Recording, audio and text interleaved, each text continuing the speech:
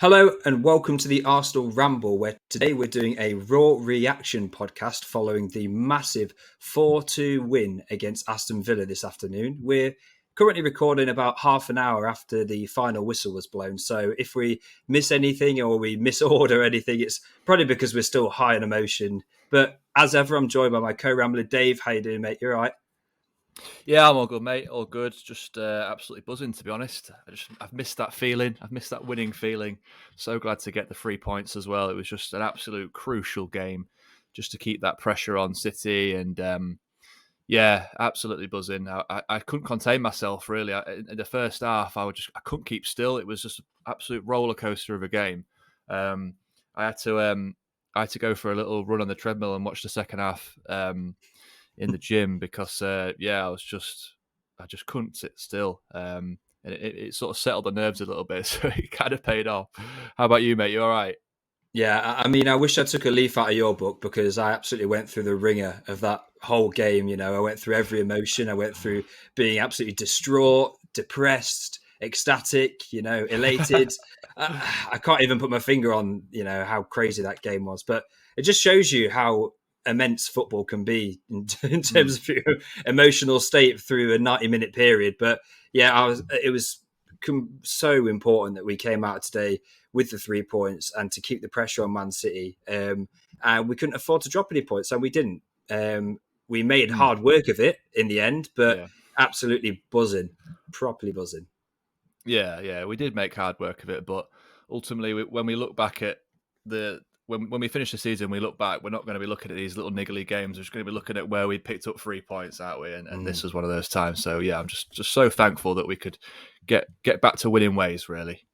Yeah, exactly. So, should we start from the start then? Getting into the team sheets for today's game, we were all calling out to have Trossard make his first start after he's looked quite impressive in recent weeks. Was that something you were happy to see as well, or? I was, yeah. I mean, before the game, didn't we? We put out a little poll on the Twitter just to see what thoughts were like, and I think the overall results was around 66% in favour of Trossard starting, and that's what we got. We got Trossard, and to be honest, we've been calling out for it in previous podcasts. So he's putting some good displays, a little cameo. He's got his goal against Brentford. He deserved a start, in my opinion. So yeah, I was really glad to see him. What about you? Oh yeah, he absolutely deserved a start after the way he's been performing when he's come on from the subs bench, and also with Martinelli having a bit of a dip in form, and it almost seems like teams were starting to work us out and how how we set up. So it was important to make a bit of a change, and also really happy to see Ben White back in the team. I think it did him good to have a game out from the start in 11, and he looks like he was reinvigorated to get back into the first 11. So it's always good to have those rotational options, isn't it? Yeah, and he seemed to find that connection with Saka that we've had in previous games as well. And I think him and Saka and Tomiyasu don't quite have that synergy like Ben White and Saka do. Even Odegaard, you could sort of include as that little trio on the right. So yeah, I was glad to see Ben return to his starting position, and but yeah, it just goes to show the strength that we have, that we can have a Tomiyasu on the bench. So I do think they are very similar in ability, but for me, Ben White is the natural number one. Yeah. Yeah, he is for me too. So getting into the game then, we didn't really come out the blocks like we would have liked to have hoped. In fact, we ended up conceding within the first 5 minutes. Yeah. Bit of sloppiness on our part. It was a really good ball to Ollie Watkins, to be honest, but it just showed you how much space we left in behind for them to counter us. I think we overcommitted slightly, and then when he was 1-on-1 with Saliba, part of me was thinking Saliba's going to deal with this, because he's been such a good defender for us this season, but he just manages to jinx inside and out onto his left foot, and then a really good finish and beats Ramsdale. Yeah, and this is part and parcel of playing the football that we do. Is if you do, and we saw it in the City game, if you make mistakes like that, they can cost you, because Zinchenko is a left back essentially, and he's basically playing in a front three. That's where he kind of lost it, right up on the left wing. Matty Cash does great, to be fair, at nicking that and a brilliant ball over the top of Saliba. And to be honest, any one-on-one, it's 50-50 really, isn't it? Like, Yeah. when you've got your back to goal as well, you probably always put the favour with the attacker. But, it was a great finish by Watkins, but it just sort of compounded my frustrations because we'd just come off the back of talking about the City game where 3 mistakes cost us the game.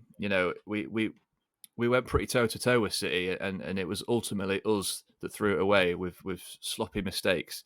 And then to start the game within 5 minutes doing something very similar, I was sort of thinking, is it going to be one of those days again? Yeah. Yeah, it definitely had the Groundhog Day feel about it, didn't it? After, the last few games, which we've done really badly in, to then start this game with all the optimism and hope that we can put that to bed and, get an easy, nice, comfortable win, get a goal straight away kind of thing, to then go behind pretty much straight away from a mistake, which we were talking about that we needed to iron out from previous games. It was really, really frustrating. And it just brought back all the emotions that I'd felt from the last few games of me just thinking like, we're throwing it away, we're throwing it in the bin.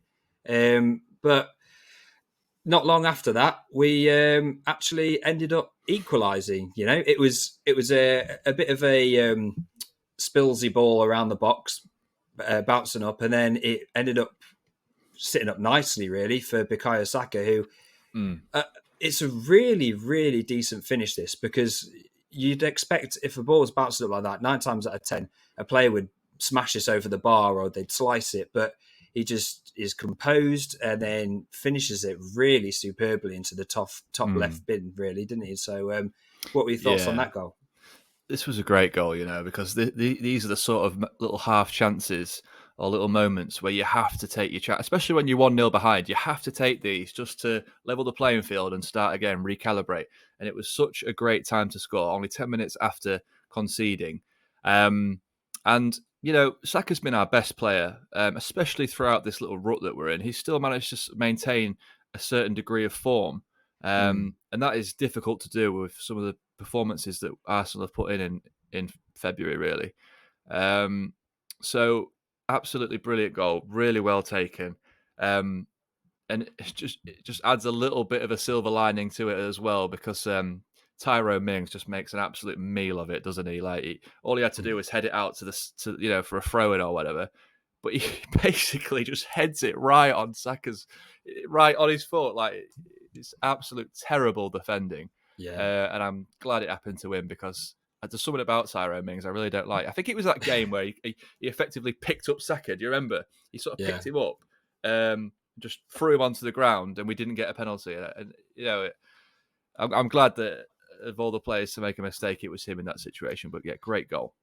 I think Tyrone Mings in that instance was he'd been watching Arsenal defend. The goal. What was the goal against Brentford? Was it where we just headed the ball 2 or 3 times up and then it went to Tony eventually? I think he was watching that pre-game and trying to replicate that. But but he still had to finish it, and it was an absolutely superb finish. And Saka, by the way, took an absolute beating today from the Aston Villa players. He was kicked all over the park, and I hope that he's not injured after this game, because he was really important in terms of getting us back into the game and being a constant threat on that side. So fingers crossed he's not picked up I think it was an Achilles potential injury, because it was scraped down the back of his Achilles. But yeah, he was really important for us today. But as we all know, unfortunately, after that happened, we got pegged back again.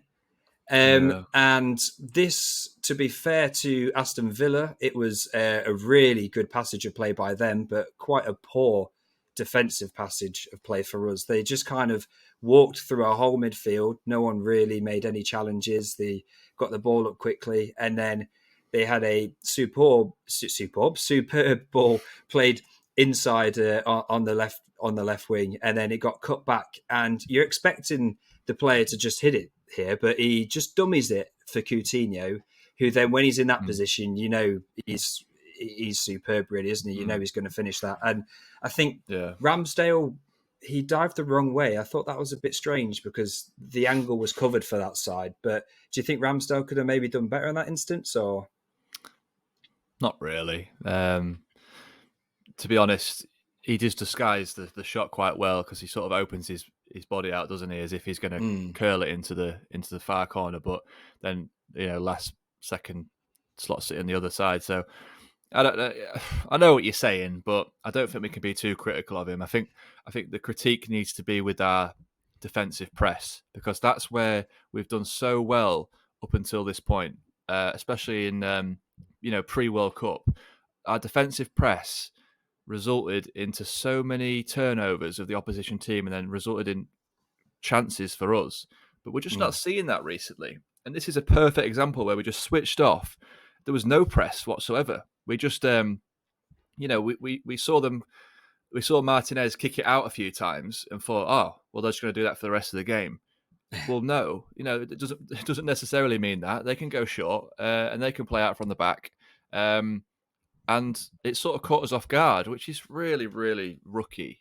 Like you should, that sort of stuff shouldn't happen. And like I say, this defensive press that we have that's done so well results in chances for us. And this was a time in the game where we needed to create chances and get that equaliser to get it to 2-2. So really, really, sorry, not to 2-2, to 2-1. But really, really frustrating. I don't know what went wrong there. Yeah, it's also worth noting that for pretty much the entirety of the first half, we really didn't play well at all. In fact, I think Zinchenko was one of our worst players. He just seems to be making the wrong decisions a lot of the time. And going on later on, obviously the game changed, but it does have the feeling that maybe he's like a confidence player. I never thought he would be with all of his experience, but after seeing the way that he performed in the second half compared to the way that he performed in the first half, it does make me feel like when things aren't going right for him, then they really go wrong for him. It's like every ball that he was trying to play was misplaced. He was making the wrong decisions, overhitting crosses, having shots that were going out. And these are the things which we were frustrated from him doing from the last few games. And it was one of the reasoning why quite a lot of people wanted to see Tierney start this game as well. So that was quite frustrating. But we went into half-time at 2-1 down, and it had the feeling that we'd been here before. We'd been here the last few games, and, we couldn't not come out of the second half out the blocks because we needed a real response from this team. Yeah, we did. And we really needed to get it either back to 2-2 just before the half-time break or within the first 15 minutes, of the second half. And we had a big chance with Nketiah as well, didn't we? If you remember, Ben White sort of did that little dinked lobby cross, and Eddie got up really, really high and just sort of hit the top of the crossbar. So there were signs that we'd started to come out, in the second half a little bit stronger, and ultimately, eventually, on the 60th minute. And, this further compounds what I was saying about, in that first 15 minutes, we really needed to get it back to 2-2 if we were going to have any chance of putting the pressure on for a winner. And thankfully, great finish from Zinchenko, wasn't it?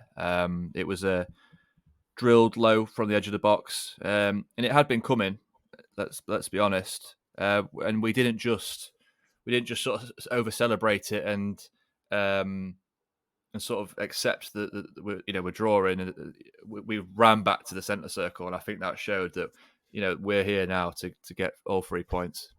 Yeah, I completely agree, and also it is worth noting that up until this point, I think me and you were both calling out for Zinchenko to get substituted. We're saying, "Come on, he's making all these rubbish decisions. We've got Tierney on the bench. We need to get an extra out ball on that left hand side to link up with Trossard."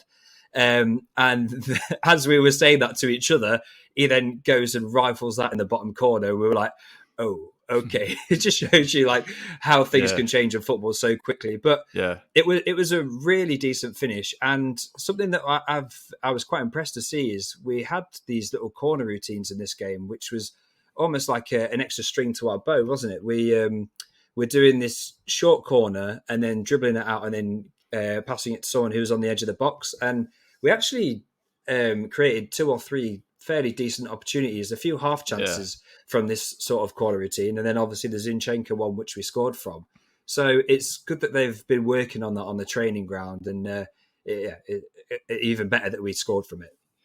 Yeah, I'm glad we're starting to think about ways to switch it up a little bit, because in recent games it really has been ineffective, hasn't it? And in fact, a Mm. lot of our corners, just the actual the cross has just been poor. We barely even beat the first man sometimes. So yeah, I'm glad we're thinking outside the box a little bit more. And yeah, there was some big chances created from them. So yeah, hopefully that's something that we can work on and start to get more chances and goals created from. Yeah, and it's also worth noting when you do float a ball into the box from a corner, Emiliano Martinez, who we're probably going to have a lot to speak about later on, he's really good aerially and he can pick the Mm, ball out of the air, and he's a great catcher of the ball. So sometimes it's not even worth putting a corner in the box because you know he's going to command that space. yeah. And then obviously for all of Mings's deficiencies, he's pretty good in the air. So it seemed like it was a good idea for us to pull it back to the edge of the box and hopefully create a chance from that. But what followed Mm, that equaliser, you would have thought would have been an onslaught from Arsenal to go for that third, but it seemed like the next half an hour or so until the end of the game, really, it was quite frustrating, wasn't it? There was chances for either mm, side. I think Leon Bailey, when he came on, he was an mm. absolute menace for Aston Villa. He was a real thorn on our side, and he could have put Aston Villa 3-2 up. He had a really good opportunity, which Ramsdale made a super Yeah. smart save from. It just clips off his gloves and then goes onto the crossbar, and you feel like if we're to concede at that point of the game after having to climb a mountain to come back twice in the game already, you would have thought that Mm, might have just been the final kick down to be either a loss or a draw. So I think yeah. we have to give real credit to Ramsdale in that moment. Oh yeah, there was some crucial moments, weren't there, in the final 20 minutes or so. Yeah, that especially, because he tipped that onto the post. We then went to the other end, caused a chance for ourselves. We had some big tackles from Gabriel as well. I think there was one in particular where he sort of wraps his left foot around and just stabs it away in the Mm. box. You know, if he mistimes that, that's a penalty. So some really good defending in the final 20 minutes where it mattered, just to keep that sustained pressure on, but keep our heads up and looking for that winner. And Yeah. yeah, I'm glad we could keep our composure there. Yeah, we also had an absolutely golden opportunity, and it fell to Martin Odegaard after Uh, Nketiah he'd done some really. To be fair, Nketiah, this is one of his worst games. Again, it seems like we're saying that every game now, but Nketiah really didn't play very well today. But in this instance, he made a really good press and managed to win the ball back, and then he lays it on a plate to Odegaard. And to be fair, if you want any player in that position, you'd want Odegaard there with all his technical quality. The goal's open.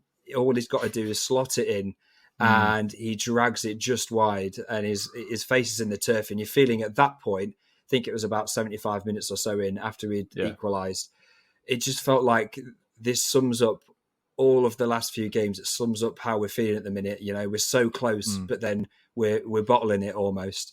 yeah. And I really felt like it wasn't going to be our day at that point. Yeah, I was about to say that exact same thing. It felt like, we've made mistakes, we're missing chances. These are all things you can't do in the Premier League. We said it at City, you can't do it against City, but you can't do it against any team. Premier League quality is Premier League quality, and they will punish you, especially when you're missing sitters like that. Those, yeah, I feel for him a little bit, because like there was a man closing him down quick, so he had to take it really quick. He's obviously looked for that far corner, which I'm not sure was the right choice. If he takes it and shoots into the other corner, Martinez could get it, and then maybe the defender may get a block on it. So it was a massive opportunity, but I don't think it was as clear cut as it sort of looks on TV. You know what I mean? Like the thing is, you can't do anything right, because if he dummies it, and then tries to then slot it in, and he gets that wrong, he's getting absolutely hounded for not shooting. So it's a tough situation to be in. But yeah, one there where I thought, oh, that was the moment. 15 minutes to go of normal time. That was it. Thankfully, it wasn't quite that way. But No. And also, thankfully, so we, not long after that, and pretty much for the whole game, Emiliano Martinez, now he's definitely the pantomime villain in whatever game he plays, whether it's against Arsenal, or even when he used to play for us and when he played for Argentina, he's always trying to be that villain. And he was time wasting so much during this game. He got a yellow card probably about 45 minutes too late for time wasting. And yeah, it was very bittersweet for him, but it was amazing from our perspective to see when that ball was rolled out to Jorginho on the edge of the box and he rifles it, which it looks like it's going top bins, but it just hits the underside of the bar. And then it bounces off Emiliano Martinez's head and then rebounds back into the goal for them, what looks like our winning goal. It was just unbelievable. And I completely lost my cool then. I jumped up. The shirt was off over the head, running around, knee sliding through my living room. And I just could not believe that we'd scored from that. Yeah, no, it was absolutely beautiful. And it's just like karma at its finest, isn't it? Not only have we got the potentially winning goal there, it's gone off the back of Martinez's head, and he's just like sort of scrambling around looking like where's the ball gone. It's hilarious. Absolutely buzzing. Yeah. Did you like my little photo whilst on the treadmill of just me smiling? Yeah, I saw that you were still trying to burn it off. Even so, did you go from half time for the run, and then you thought, I just need to stay on this for the rest of the 45 minutes? Yeah. I was aiming for 15k, and like 90 minutes in, I was still running after the game. But yeah, I thought why not? I couldn't sit still. Might as well watch it while running. But yeah, it was just I wanted to run around the room, but I couldn't. But even after we scored, then they still had a bit of a VAR check to see if Eddie Nketiah was impeding the view of Martinez, which he wasn't at all. He was nowhere near, but that just made my heart sink a little bit because of how we've been stung in the last few games. It's like I was celebrating, and it's like, oh, they're just checking. I'm like, what? No, please don't make this be the case. But fortunately for us, it was a goal and it was allowed. And for all of Jorginho's critics, when we first signed him in the January transfer window, he made a really good contribution today. He was always safe on the ball. Hard to get the ball off him. His retention was good. Passing and moving was decent. And then for him to pop up, and I know we won't get credited with that goal. It was an own goal. But it was worthy of a goal, really. And in that moment, it was so important for a player to step up and finally win the match for us. And I think that's exactly what he did.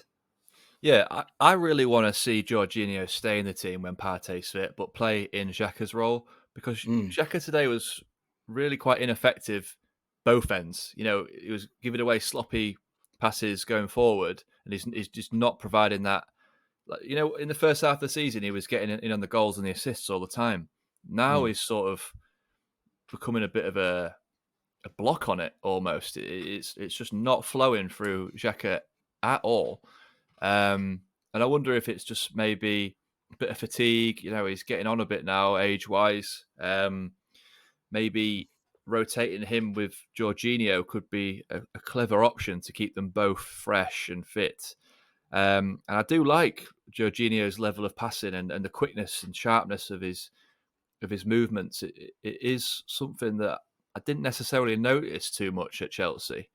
But Partey, he still just offers us so much defensive stability, and just, I can't wait to have him back, and I'm hoping he'll be back now for the Leicester game. Another week's rest. He should be fit, but I feel like Yeah. with this win and the fact that Partey will be back next game, and the fact that Smith Rowe's on the bench, and we've got all these little positives. Jesus is another week closer to fitness as well. I feel like this is just the right time for things to start going our way, and we can start to get a bit of momentum again. Yeah, exactly. And I think it might even make a bit of a conundrum for Mikel Arteta following this game because, the last two games that Jorginho has played in, he's played superb. I think he was one of our better players against City, and then he was really good in this game, and then he made the difference right at the death. So it's almost like, would it be then unfair to drop him for Partey? And I know Partey's sublime. He's been one of, he's been probably the best six in the Premier League this season. So it goes without saying he has every right to just take his place back. But then, as you say, it would be interesting to see him in that Xhaka role as well. So something else I was also maybe wanting to experiment with was Smith Rowe in the Xhaka role, just because Partey seems like he could be able to do that anchor role by himself. And with Zinchenko stepping into where Xhaka is, Xhaka then has the license to go forward. But whenever he's making those runs in behind at the minute, Xhaka, it just seems like he gets there and then doesn't know what to do with the ball. Whereas if we have someone who's, a bit more technically gifted on the ball, say when Trossard makes that pass forward into the half space, if that's to a Smith Rowe, he might be able to gather the ball and then either try and beat the man or pop it back off to Trossard and do a little triangle and work it into the box. So I don't know if that could be maybe a potential option going forward as well. So it's good that we've got these options, isn't it? Oh, 100%. We're going to need these options, I think. And now the Europa League games are going to be back soon as well. We're going to need these options. And yeah, I agree. I do want to see Smith Rowe. I want to see what he's like there. Maybe as a false nine as well. I'm not sure. But it's certainly something that we can try if needed. And, if we've got to rotate in these Europa League games. Yeah, exactly. And so that actually wasn't the end of the game because big Emi Martinez came up for a corner, which looked like it was destined to be an equaliser at the end of the game for us to, get knocked back a peg. But the corner came in and we managed to clear it out. And Fabio Vieira, he's running up the pitch and there's nobody in the goal. And you're thinking, I was shouting at the telly, I was saying, just shoot from there. And to be fair to Fabio Vieira, he gets his head up, sees that Martinelli's making a great run through, and then plays Martinelli in. And it's just superb to watch him running towards an open goal when you know that you're going to win the game. And you see Martinelli puts his arms up, like how is it Ross Barkley did when he played for Chelsea? Oh, yeah. He did that celebration. You saw Martinelli put his arms up to say, yeah, we've got this in the bag. Slots it in, and then from then on, it's just party time. Everyone's happy, everyone's buzzing. Arteta's running down the touchline, and it's just amazing to watch that after such a frustrating day to be 2 goals clear. It doesn't really give an honest. The scoreline doesn't reflect on the game, I don't think. But no. To see that at post match and to have it as the early kickoff game as well, so we can now bask in the rest of the weekend's fixtures, it's just incredible. That's a good point. Pressure's now on the other teams around us to get the 3 points, knowing that we've already done it. So, yeah, that's a really good point. Hopefully we can see some other fixtures fall favourably to us. But yeah, it's great to see Martinelli on the score sheet as well. I know it's a goal that's just a bit of a one of them, but just to get him back into the swing of it a little bit. Maybe a goal is just what he needed for his confidence, and Vieira as well with the assist. He's a player not necessarily in great form. They've got a great relationship, I think, Martinelli and Vieira. I think they're like sort of little best friends off the pitch. So you could see that they were absolutely delighted to help each other out. So yeah, it just capped off the the early fixture nicely, didn't it? Yeah. And also, what's worth noting, at the time of recording, Man City are currently playing against Nottingham Forest. And unfortunately, Man City have scored already. So it just shows you Oh, the importance of us actually getting those 3 points. Because, if we were to have lost or drawn today, Man City would really be putting the pressure back on us. So as it stands, we're still level on points with that extra game in hand. So comparing yeah. it to after Wednesday, we're just a step closer with a game less. So if we keep trucking on, all we've got to do is equal Man City's results or better them, and not fall behind. So that's what the race is about. Also worth noting that Southampton are beating Chelsea at the minute, which is just hilarious. Yeah, and Mudryk dropped to the bench. A nice little extra there as well. Oh yeah, we like that.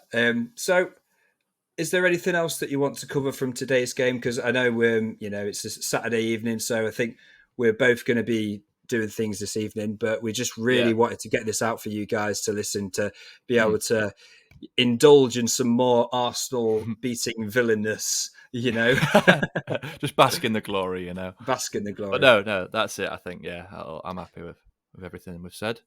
Yeah, I'm super happy. Well, next week we're going to be playing against Leicester City. So fingers crossed we can get another 3 points in that game. And also fingers crossed I won't need a defibrillator for my heart during that 90 minutes because I certainly needed one today. But until next time, guys, if you want to follow us on Twitter, it's at the Arsenal Ramble _. And if you want to watch on YouTube, it's the Arsenal Ramble on YouTube. Take care. Take care, guys. Bye.